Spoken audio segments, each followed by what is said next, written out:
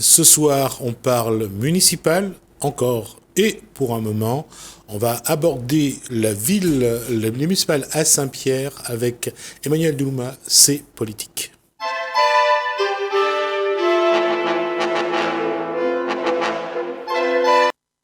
Bonsoir Emmanuel Doulouma. Bonsoir Jismi, bonsoir à tous les Saint-Pierroises et Saint-Pierrois qui nous écoutent. Alors la question c'est, est-ce qu'il y a une étiquette aujourd'hui sur Emmanuel Doulouma ou c'est un sans étiquette? La réponse va être très simple, il n'y a aucune étiquette sur Emmanuel Doulouma. D'accord, c'est une question d'indépendance? C'est une question d'indépendance, de liberté politique, c'est le fait aujourd'hui, c'est un choix personnel du fait que je ne devrais rien à aucun parti politique, mais je devrais tout à la population de Saint-Pierre. D'accord, là, d'abord, qui est Emmanuel Doulouma?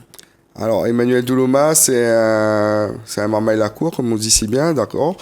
Originaire de Terre Sainte, qui a grandi à la Ravine des Cabris. Aujourd'hui, quelqu'un qui travaille dans la fonction publique territoriale, qui a eu des fonctions de représentant syndical, mais également qui a toujours cru en la réussite réunionnaise, également sur un plan politique, faire en sorte que des jeunes puissent réussir dans la politique. C'est pour ça qu'à un certain moment, j'ai été secrétaire général d'un mouvement qui s'appelait Objectif Jeunes. Investir sur les jeunes en politique, quels que soient ses moyens financiers, quelles que soient ses difficultés dans la vie, on a tous possibilité demain à devenir des responsables politiques. D'abord, le parcours du jeune Emmanuel Doulouma, est-ce qu'il a été un adhérent associatif? Est-ce qu'il a mené des actions associatives? Est-ce qu'il a été bénévole? Est-ce qu'il a essayé de s'engager très jeune déjà? Emmanuel Doulouma est né dans la politique par rapport à ses parents et son grand-père qui était des employés municipaux de la mairie de Saint-Pierre. Donc j'ai vécu tous les grands courants politiques saint-pierrois depuis M. Élie Waro, M. Rico Cadet, M. André-Maurice Piouet.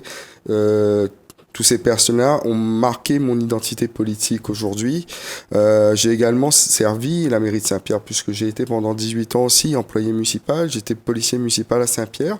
Aujourd'hui, je travaille pour une autre administration puisque j'ai été reçu un concours et j'ai décidé de changer.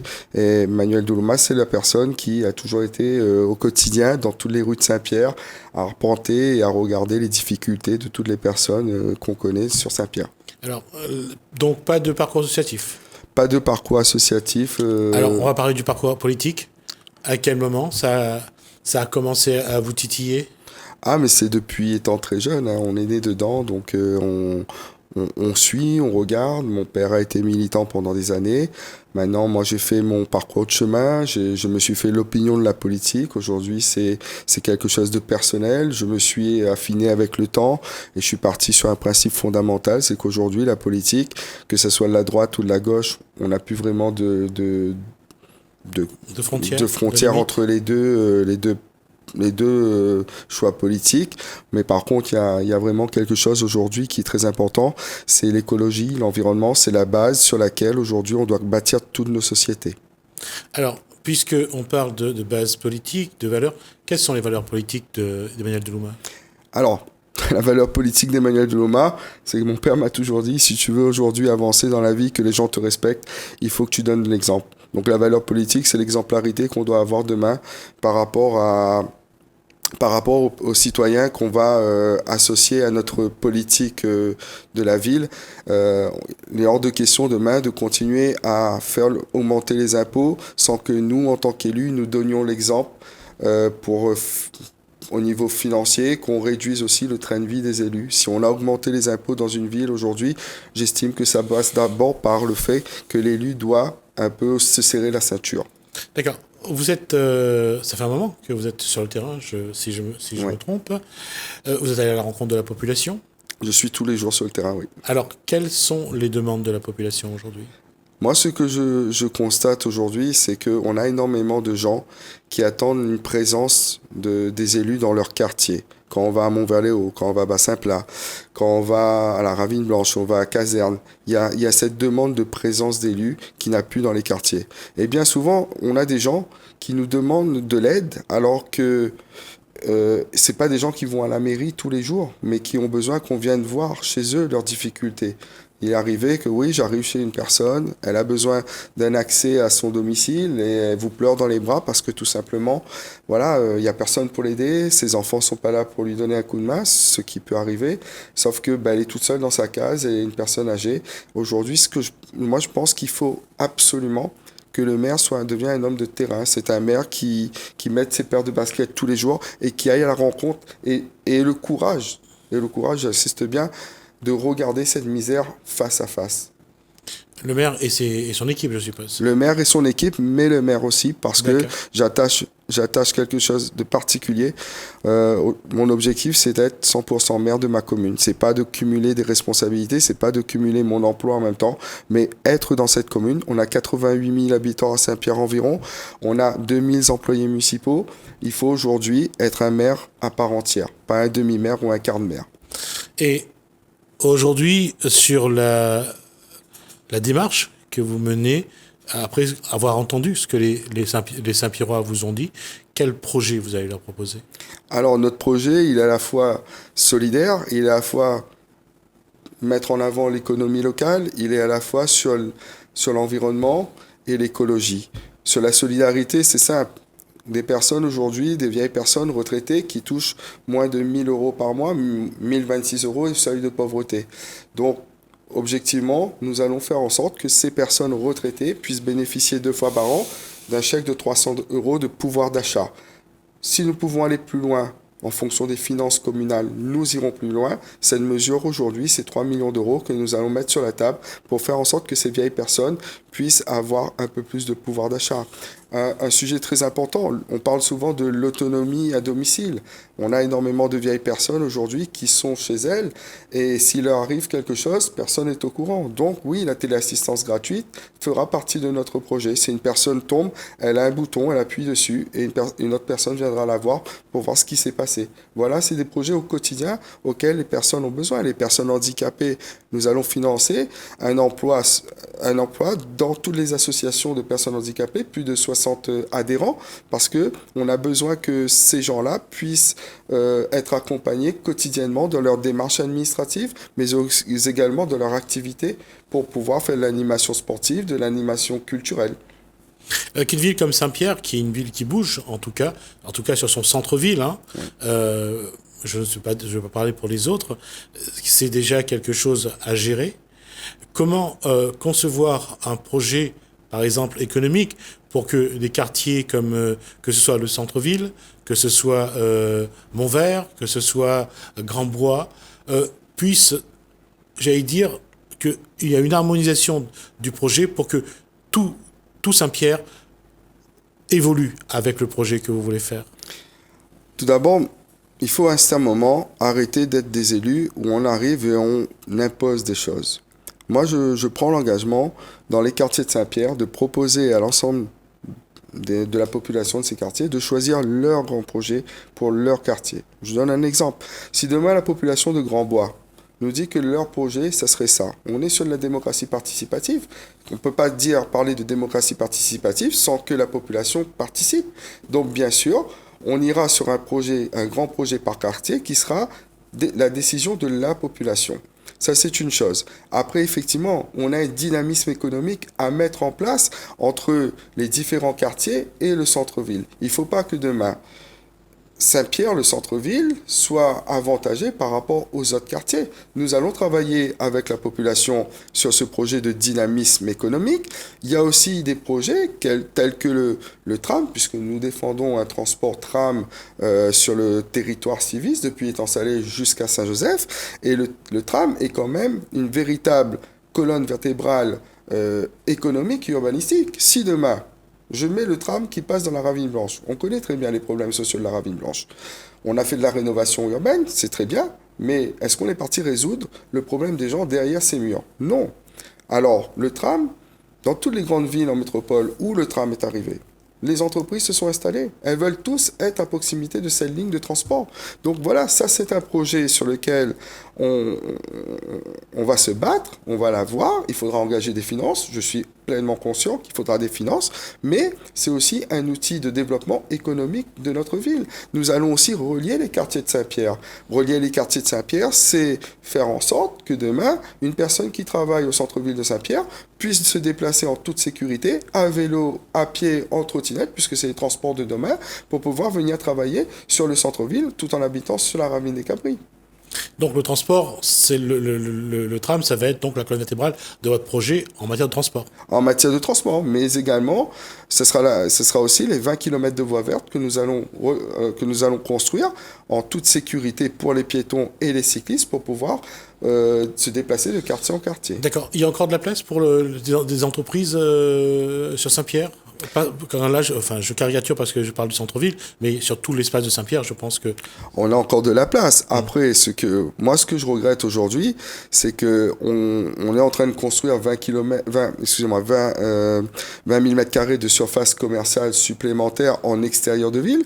On parle de caserne, je suppose. On parle de caserne, Oui. du bâtiment qui se trouve en contrebas de McDo, alors que le centre-ville est en train de mourir. Quand on écoute la population... On écoute la population, on entend très bien dire comme ça, ouais, mais il y a la verbalisation, de moins en moins de parking dans le centre-ville, et inévitablement, oui, les gens vont aller à caserne, les gens vont aller dans d'autres espaces commerciaux, mais ne viendront plus sur le centre-ville. Là où il y a des parkings, là où ça roule encore un peu. Exactement. Bon, par contre, ça va être très embouteillé demain au niveau des casernes. Enfin, caserne, c'est plutôt au niveau de Casabona. Alors, la question aujourd'hui, on a parlé de transport. Justement, quand on parle de créer l'entreprise, on voit qu'on construit des grandes surfaces, on construit tout ce qui est dans le commerce, en périphérie. Et bien sûr, ça vide les centres-villes et surtout les cœurs de ville.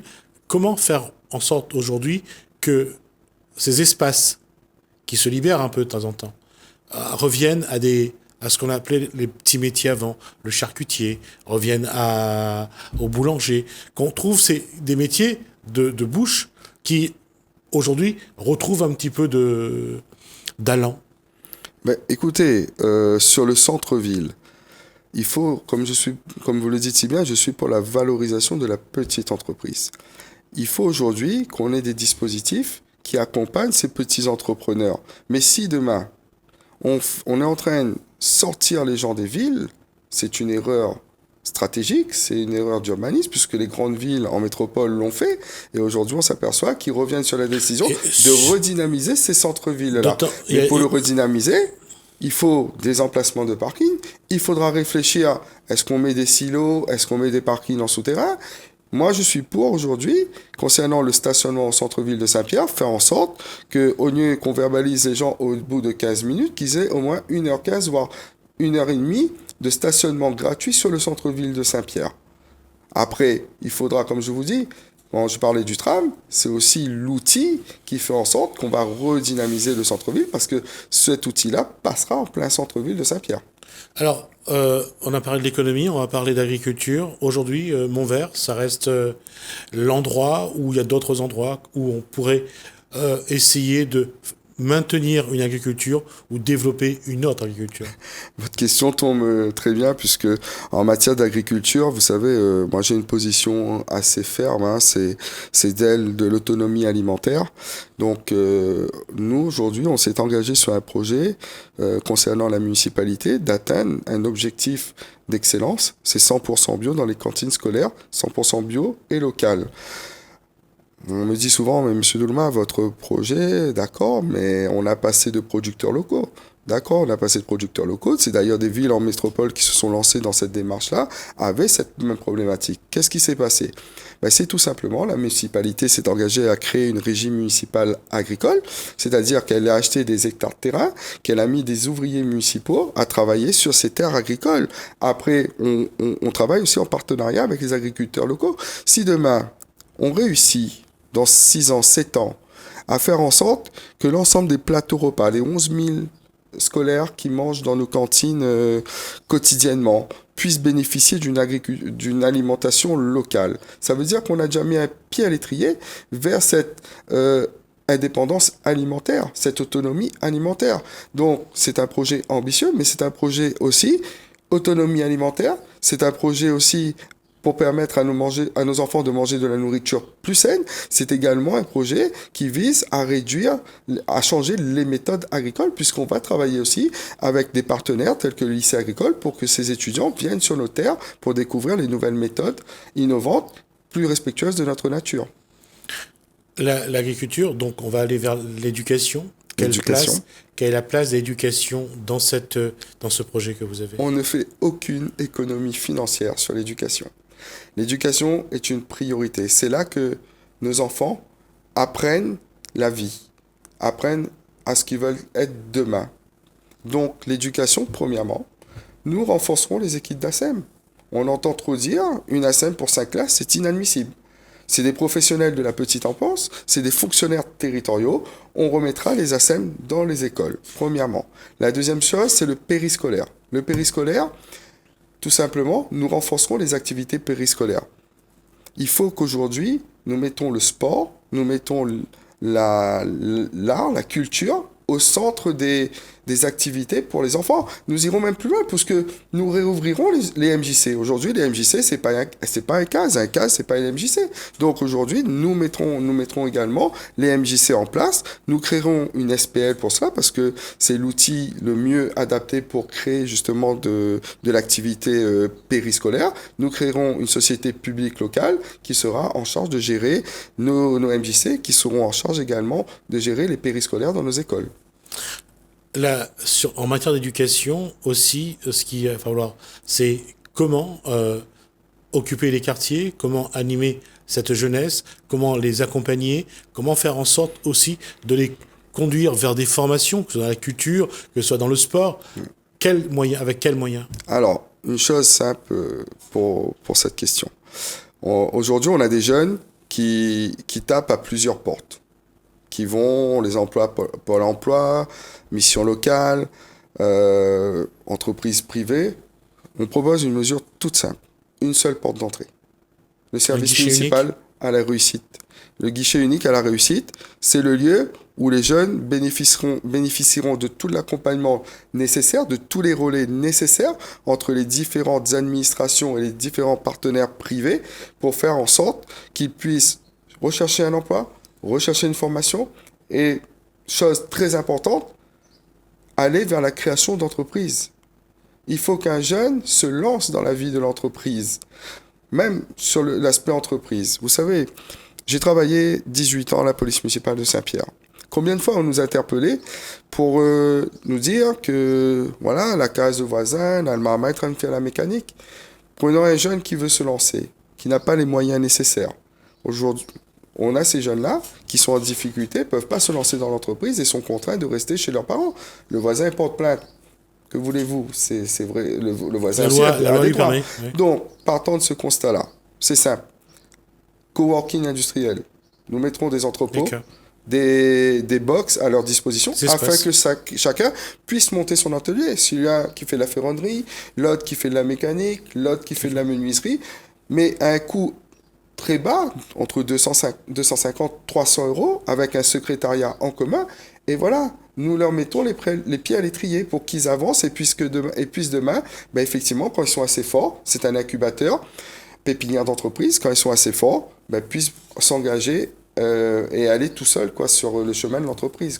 Il nous restait 1 minute et demie. Je vous accorde le temps. Oui, je suis désolé. Et bon, je ne vais pas dire autre chose.